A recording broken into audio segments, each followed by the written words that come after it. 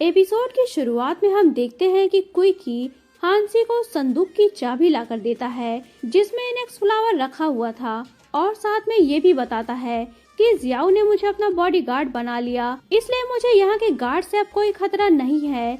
मैं कहीं भी आ जा सकता हूँ, पर आप लोगों को सतर्क रहने की जरूरत है। इसके बाद एविल गॉड और हांसी दोनों उस रूम में जाते हैं जहाँ वो संदूक रखा था। वो दोनों जैसे ही बॉक्स को ओपन करते हैं तो उसमें इनेक्स फ्लावर नहीं होता। तभी एविल गॉड को लगता है कि उन दोनों के अलावा भी उस रूम में कोई और है। इस वजह से उस आदमी का पीछा करने लगता है। हांसी भी उसके पीछे गई थी, पर उसे गार्ड्स देख लेते हैं, जिनसे बचने के लिए वो भागना शुरू करती है। पर तभी ब्लैक मास्क डीमन, जो उनके साथ ही टाइम पोर्टल में एंटर कर गया था, वो आ जाता है और एक ही अटैक में सारे गार्ड्स को बेहोश कर देता है। यहाँ उस डीमन का फेस रिवील होता है और हमें पता चलता है कि वो वही डीमन था जो बाई की वजह से आजाद हो गया था। इधर जियाओ दुल्हन के ड्रेस में किम यूनो के आने का इंतजार कर रही होती है। जब वो आकर उसका घूंघट हटाता है तो कहता है कि तुम कौन हो, जियाओ कहाँ है। ये सुनकर जियाओ उसे समझाने की कोशिश करती है कि वो ही जूलियन कबीले की राजकुमारी जियाओ है, पर किम यूनो उसकी बात मानने से इनकार कर देता है और कहता है कि जब मैं लड़ाई में घायल हो गया था तो एक लड़की मुझे बचाकर पहाड़ से नीचे वाले शहर ले गई थी। उसने मेरा इलाज किया। जब मैं होश में आया तो उसने मुझे बताया कि वो जूलियन कबीले की तीसरी राजकुमारी जियाओ है, पर वो लड़की तुम नहीं हो। तुम झूठ बोलना बंद करो। तभी उसे जियाओ की मेड लियानी याद आती है। इस वजह से उसे ढूंढने के लिए बाहर निकल जाता है, पर लियानी तो गेट पर ही खड़ी होकर उन दोनों की बातें सुन रही होती है। जब वो किम यूनो को देखती है तो वो वहाँ से जाने लगती है, जिस पर किम यूनो भी उसके पीछे गया था। नेक्स्ट डे हम देखते हैं कि जियाओ को मालूम हो जाता है कि उसका इनेक्स फ्लावर किसी ने चोरी कर लिया है, इसलिए वो सभी गार्ड्स को बुलाकर पूछती है कि अगर तुम लोगों में से किसी ने चोरी किया है तो बताओ, वरना इसकी बहुत बड़ी सजा मिलेगी। क्विकी बताता है कि लियानी को ही बस इनेक्स फ्लावर का पता था कि वो कहाँ पे रखा हुआ है, इसलिए मुझे शक है कि लियानी ने उसे चोरी किया होगा। पर लियानी इस बात को मानने से साफ इनकार कर देती है। इस वजह से जियाओ से पूछती है कि कल मेरी शादी पर तुम कहाँ थी। हम दोनों एक दूसरे को सालों से जानते हैं, तुम्हें मालूम होना चाहिए कि मुझे धोखा देने वालों से सख्त नफरत है। वो लियानी को मारने के लिए क्विकी की स्वाड लेने ही वाली थी, पर तभी वहाँ किम यूनो लियानी को बचाने आ जाता है। वो जियाओ से कहता है कि तुम्हें लियानी को मारने से पहले अच्छी तरह से इन्वेस्टिगेशन करवा लेनी चाहिए। ये सुनकर जियाओ कहती है कि मैं अच्छी तरह से इन्वेस्टिगेशन कर चुकी हूँ।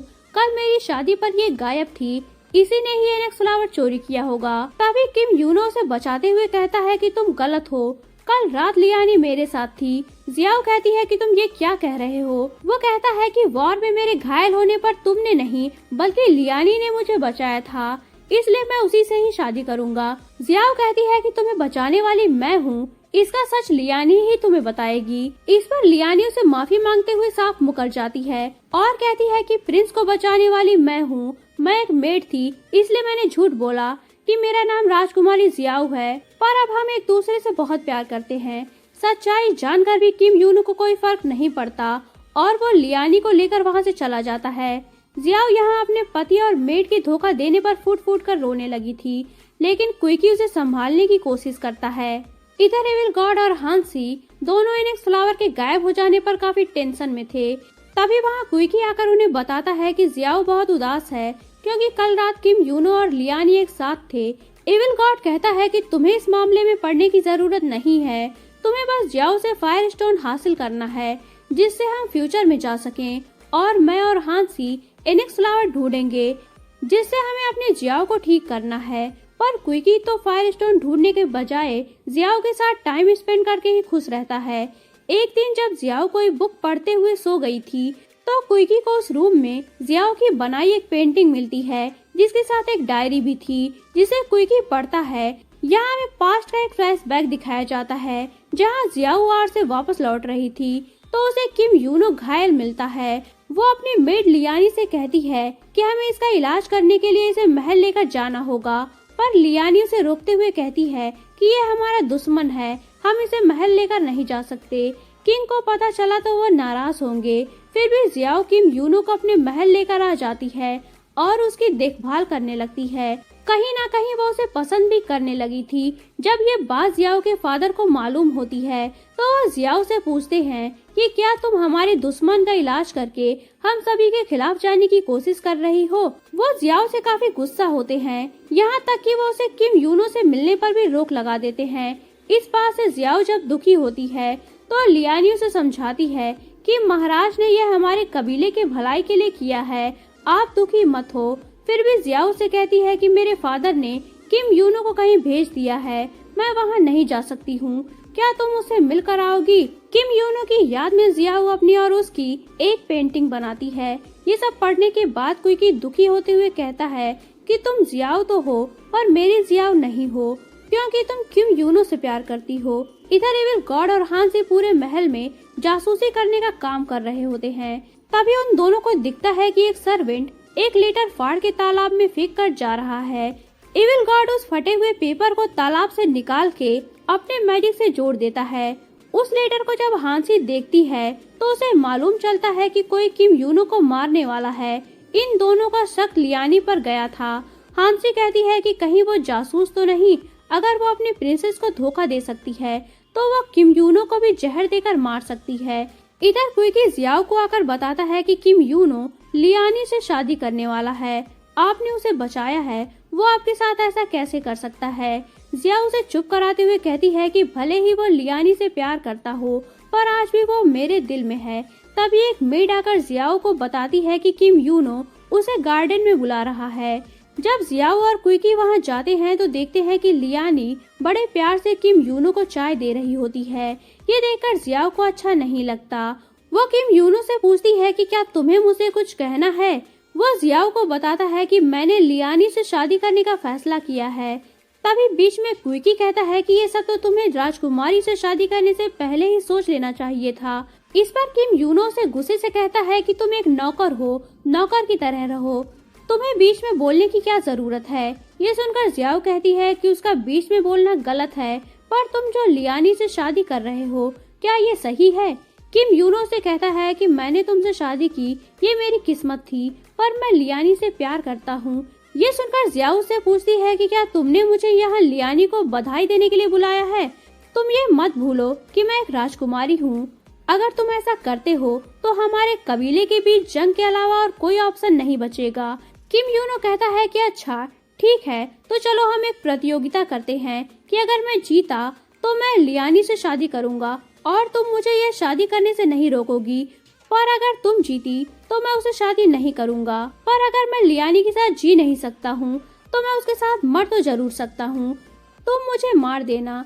जियाओ उसे कहती है कि मुझे बिलीव नहीं हो रहा कि तुम मेरे हस्बैंड हो पर लियानी के लिए ऐसा करोगे। किम यूनो कहता है कि अगर मैं लियानी के साथ नहीं रहूंगा तो हम तीनों में से कोई भी खुश नहीं रहेगा। जियाओ कहती है कि मैं तुमसे प्रतियोगिता करने के लिए तैयार हूँ, पर तुम मेरे हस्बैंड हो, इस वजह से मैं तुम पर कोई रहम नहीं दिखाऊंगी। फिर उन दोनों में फाइट होने लगती है। जब लियानी को लगता है कि किम यूनो हार रहा है तो वो बीच में आ जाती है। उसे कुछ होता तो नहीं, पर वो किम यूनो की सिंपैथी लेने के लिए बेहोशी का नाटक करती है। इस बात से किम यूनो जियाओ पर गुस्सा हो गया था और वो लियानी को लेकर वहां से चला जाता है। ये सब कुछ देखकर जियाओ बेबसी से सोचती है कि आखिर मैं जीत कर भी हार गई। उसके बाद कुकी एविल गॉड के पास आकर कहता है कि आपको जियाओ की मदद करनी होगी, मैं उसे इस तरह दुखी नहीं देख सकता। ये सुनकर एविल गॉड पूछता है कि तो तुम क्या करना चाहते हो। कुकी बताता है कि मैं बस उसे प्रोटेक्ट करना चाहता हूँ। एविल गॉड पूछता है कि तो फिर हमारी जियाओ को कौन बचाएगा, हम यहाँ हैं और वो वहाँ, हम लोगों का इस दुनिया से कोई लेना देना नहीं है, हमें बस फिनिक्स फ्लावर और ड्रैगन स्टोन ढूंढना है, इसके अलावा तुम्हारे दिल में किसी और के लिए कोई फीलिंग नहीं होनी चाहिए। ये सुनकर कुकी वहाँ से चला जाता है। उसके जाने के बाद हांसी एविल गॉड से कहती है कि तुम कितने बेरहम हो, पर तुम्हें मालूम कैसे होगा क्योंकि कभी तुमने किसी से प्यार ही नहीं किया, इसलिए तुम इस फीलिंग को नहीं समझ सकते। एविल गॉड उसे कहता है कि अगर मुझे मालूम नहीं है तो तुम ही समझा दो।